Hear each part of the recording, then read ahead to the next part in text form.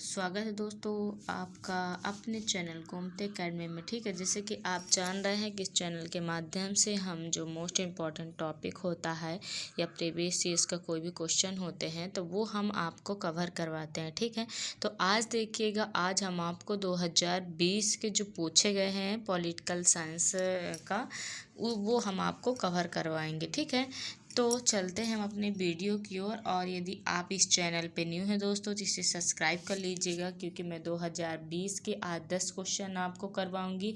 ऐसे ही करके पूरे जितने 100 क्वेश्चन है मैं कवर करवाऊंगी, प्लस 2019 एंड 2021 का भी मैं आपको कवर करवाऊंगी। ठीक है, तो यदि आप चैनल पे न्यू हैं तो इसे सब्सक्राइब कर लें ताकि हर आने वाली वीडियो मेरी आप तक पहुँच जाए। ठीक है, तो चलते हैं हम अपनी वीडियो की ओर और देखते हैं कि कौन से क्वेश्चन कैसे पूछा है। ठीक है, तब देखते हैं कि इसमें जो पूछा गया है दोस्तों, किस राज्य को एक आवश्यक मतलब कि राज्य को आवश्यक बुराई मानता है। राज्य को जो है आवश्यक बुराई मानता है। ठीक है, तो राज्य को जो आवश्यक बुराई मानते हैं दोस्तों वो हैं हमारे थॉमस पेन। ठीक है, ये राज्य को आवश्यक बुराई के रूप में देखते हैं। ठीक है, ये हमारे थॉमस पेन हैं दोस्तों, जो हमारे मतलब कि राज्य को आवश्यक बुराई जो है मानते हैं। ठीक है, अब दूसरा जो हमारा क्वेश्चन है, हिंदू राष्ट्र का विचार मूलतः किसने दिया। ठीक है, हिंदू राष्ट्र का विचार मूलतः किसने दिया, तो इसमें देख लीजिएगा, जब हम सावरकर का पढ़ते हैं इंडियन थिंकर की, तो उसमें राष्ट्र राज्य के संबंध में जो विचार प्रस्तुत करते हैं वो सावरकर करते हैं। ठीक है,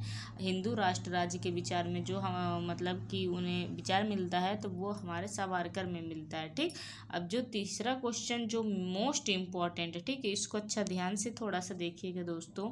जो ये हमारे तीसरा क्वेश्चन है कि निरंकुशतावाद और सर्वसत्तावाद के संबंध में सत्य है, मतलब कि निरंकुशतावाद और सर्वसत्तावाद के बारे में सत्य है। ठीक है, तो पहले मैं आपको बताना चाहूँगी दोस्तों कि जो निरंकुशतावाद या सर्वसत्तावाद ये होता है, ये जो मतलब कि ये व्यक्ति के प्रति उत्तरदायी नहीं होता। ठीक है, ये हमेशा व्यक्ति के सभी पक्षों पर नियंत्रण करता है, उस पर अपना अधिकार जमाना चाहता है। ठीक है, वो अपना सर्वसत्तावाद कहलाता है। तो इसमें से जो मतलब सत्य है वो हमें देखना है। ठीक है, पहला नंबर हमारा दोस्तों, निरंकुश शासन व्यवस्था में सरकार जो है संवैधानिक रूप से जनता के प्रति उत्तरदायी नहीं होती। मैंने कहा था कि वो व्यक्ति के प्रति उत्तरदायी नहीं होता, यानी जनता के प्रति उत्तरदायी नहीं होता, तो मतलब ये सत्य होगा। ठीक है, क्योंकि इसमें बोला है कि सर्वसत्तावाद के बारे में जो सत्य है वो बताइए। ये सही है कि जनता के प्रति जो उत्तरदायी नहीं होती। दूसरा है, निरंकुश शासन व्यवस्था संस्थानीकरण और वैध हो सकती है। इसमें बोला है कि जो निरंकुश है मतलब कि जो सत्ता है वो संस्थानीकरण, और इसमें जो माना है दोस्तों कि मतलब निरंकुश शासन व्यवस्थाएं मतलब संस्थानीकृत और वैध हो सकती हैं, बिल्कुल हो सकती हैं। किसमें? निरंकुश सत्तावाद में। ठीक है, ये निरंकुश सत्तावाद में जो है वैध हो सकती है, मतलब कि हमारा दूसरा आंसर जो भी है सही है। किसमें? सर्वसत्तावाद में। हमारा जो तीसरा आता है कि सर्वसत्तावादी शासन व्यवस्थाएं राज्य, समाज या अर्थव्यवस्था के सभी पक्षों को, ये इसमें भी लिखा, सभी पक्षों पर नियंत्रण और परिवर्तित करने का प्रयास करती है। मैं बोलती जनता के प्रति उत्तरदायी नहीं होती है, व्यक्ति के सभी पक्षों पर नियंत्रण का प्रयास करती है। ठीक है, तो ये भी सही है। चौथा हम देख लेते हैं, सर्वसत्तावादी शासन व्यवस्था को कोई सशक्त विचारधारा लक्ष्य नहीं होता। वे संस्थानों को पुनर्निर्मित करने हेतु हिंसा को एक अस्त्र के रूप में प्रयोग नहीं करती। देखिए, तो ये वाला दोस्तों जो हमारा होगा ना होगा। ठीक है, क्यों ना होगा? क्योंकि इसमें सर्वसत्तावाद के बारे में सही बोले कि सर्वसत्तावाद क्या चीज़ है। ठीक है, तो सर्वसत्तावाद व्यक्ति के सभी पक्षों पर नियंत्रण करती है, चूँकि ये हिंसा का भी प्रयोग करती है, हिंसा एक अस्त्र के रूप में ये स्वीकार करती है। यहाँ पे लिखा कि हिंसा का एक अस्त्र के रूप में स्वीकार नहीं करती, इसलिए 4 आंसर जो होगा नहीं होगा। तो देखिए क्वेश्चन 4 इसमें शामिल है, 4 इसमें शामिल है, 4 इसमें शामिल, बचा हमारा दोस्तों डी आंसर। ठीक है, क्वेश्चन को ऐसे सॉल्व किया जाता है, मतलब कि इसका जो 4 आंसर है जो है वो हमारा गलत होगा और इसका डी आंसर जो है राइट होगा। मतलब कि सर्वसत्तावाद के बारे में दोस्तों जो है हमारा जो है एक सही है, दूसरा सही है, तीसरा सही है। ठीक है, अब हम चलते हैं हम अपने नेक्स्ट वीडियो की ओर, नेक्स्ट क्वेश्चन की ओर। ठीक, इसमें जो हमारा मतलब क्वेश्चन है कि डॉक्टर E.V. रामास्वामी पेरियार सर्वप्रथम मतलब कि सर्वप्रथम निम्नलिखित में से किस दल में सम्मिलित हुए थे। मतलब रामास्वामी पेरियार जो दोस्तों किस दल में सम्मिलित हुए थे, ठीक है। तो इसका जो जनता पार्टी में सम्मिलित नहीं हुए थे, ना ही कम्युनिस्ट पार्टी। अब आपको कंफ्यूज जस्टिस पार्टी एवं भारतीय राष्ट्रीय कांग्रेस, तो पहले तो इन्होंने राष्ट्रीय कांग्रेस में, इसमें सर्वप्रथम चूंकि पूछ रहा है तो इसका आंसर जो हमारा बी होगा दोस्तों, क्योंकि भारतीय राष्ट्रीय कांग्रेस में सर्वप्रथम मतलब शामिल हुए थे, ठीक है। अब हम आते हैं निष्क्रिय प्रतिरोध और सत्याग्रह। इसको आप देखिएगा दोस्तों, ये काफ़ी मतलब कि मोस्ट है, ठीक है। इससे क्वेश्चन जो है दबे हुए पूछते हैं, इसके अंदर का भी कुछ पूछते हैं, कुछ मतलब व्यवहार के रूप में भी पूछ सकते हैं, ठीक है।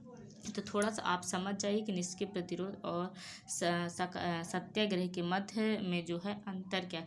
इसमें पहला जो पूछे है तो निष्क्रिय प्रतिरोध कमजोर वर्गों का हथियार है और सत्याग्रह का मतलब कि कभी भी विरोध को आतंकित नहीं करता। इसमें क्या बोल रहा है दोस्तों कि जो निष्क्रिय प्रतिरोध कमजोर वर्गों का हथियार है, सत्याग्रह मतलब कि कभी भी विरोधी को आतंकित नहीं करता। ये सत्य है, ये क्वेश्चन दोस्तों सत्य है, क्योंकि सत्याग्रह कभी विरोध को आतंकित नहीं करता, ठीक। लेकिन जो निष्क्रिय प्रतिरोध कमजोर वर्ग का हथियार, चूंकि ये नकारात्मक है, असत्याग्रह जो सकारात्मक है, ठीक है। ये हमारा सही है। तो ये हमारा जो होगा दोस्तों कि ये हमारा 1 और 2 सही होगा। अब बाकी के 3 हम कैसे पढ़ें। निष्क्रिय प्रतिरोध सत्याग्रह के समान बिल्कुल गलत है, क्योंकि सत्याग्रह तो सकारात्मक है, ये नकारात्मक, तो फिर निष्क्रिय प्रतिरोध कैसे सत्याग्रह के समान होगा, बिल्कुल गलत है, ठीक है। और जो हमारा फोर्थ आंसर है, तो फोर्थ आंसर हमारा क्या कहता है दोस्तों, इसमें कहता है निष्क्रिय प्रतिरोध को शारीरिक बल से भय नहीं होता, और जबकि सत्याग्रह को शारीरिक बल से भय, बिल्कुल गलत है, क्योंकि सत्याग्रह सकारात्मक होता है और जो निष्क्रिय प्रतिरोध वो नकारात्मक होता, तो नकारात्मक को शारीरिक बल से मतलब भय होना चाहिए। इसमें बोला कि नहीं होता, ये भी आंसर जो है हमारा 3 4 गलत होंगे।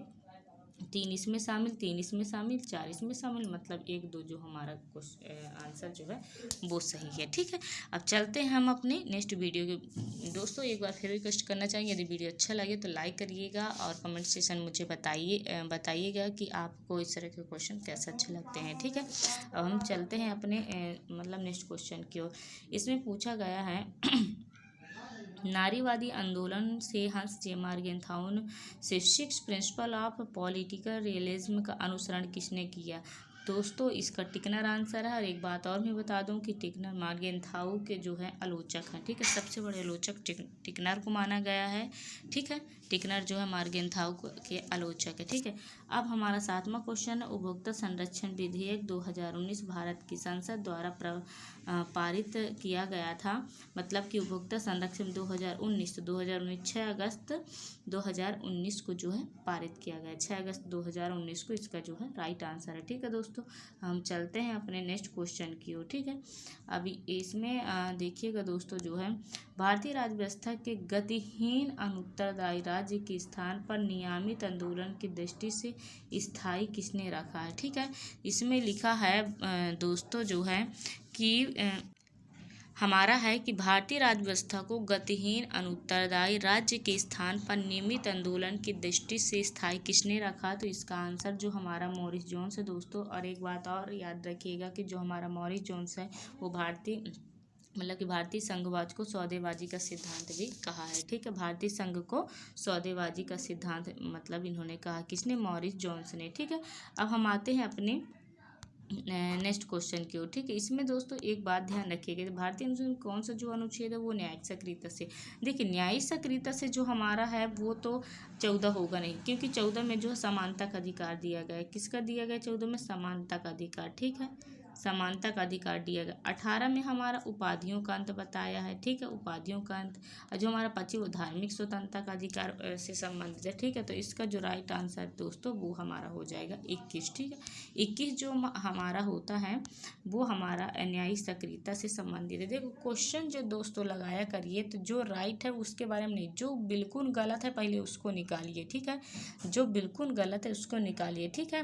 मैं बता रही हूँ दोस्तों, यदि आप इस चैनल पे न्यू तो सब्सक्राइब कर लेना। मैं एक वीडियो में आपको बता दूंगी जो क्वेश्चन आंसर सॉल्व करने का जो तरीका होता है वो किस तरह का होता है, ठीक है। एक वीडियो के माध्यम से मैं आपको ज़रूर बताऊंगी, ठीक है।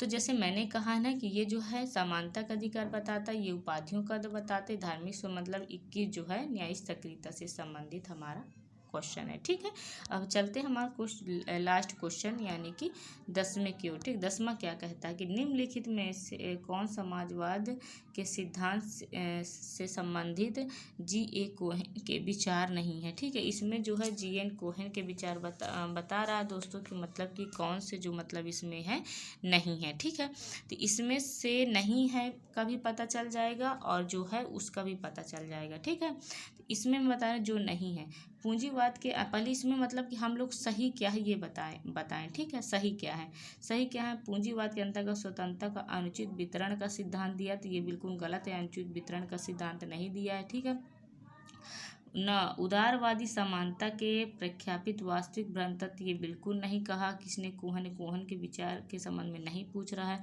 इसमें जॉन रॉल्स के सिद्धांत का गहन असहमता मूलक संरचना ये मतलब कि सही है, और बाजार उन्मुख जो है उदारवाद ये सही है। ठीक है, तो ये मतलब कोहेन के बारे में जो है दोस्तों, वो कोहेन के बारे में मतलब इसका 1 और 3 जो है इसका सही होगा, ये वाला सॉरी जो 1 और 3 इसका जो सही मतलब कि सही नहीं है। जैसे कि पूंजीवाद स्वतंत्रता के अनुचित वितरण का सिद्धांत ये सही नहीं इनके संबंध में, और जॉन रॉल्स के सिद्धांत की गहन असमता मूलक ये 1 जो है दोस्तों 1, 3 सही नहीं है। ठीक है, सॉरी इस क्वेश्चन के लिए ये जो है ये सही नहीं है, बाकी जो हमारा है 2 और 4 ये हमारे जो क्वेश्चन है सही है। उदारवादी समतावाद से प्रख्यापित वास्तविक भ्रांत ये है बाजार मुक्त समाज, पूंजीवाद के अंतर्गत स्वतंत्र के अनुचित वितरण का सिद्धांत जो है ये गलत है कोहेन के संबंध में, इसका विचार नहीं।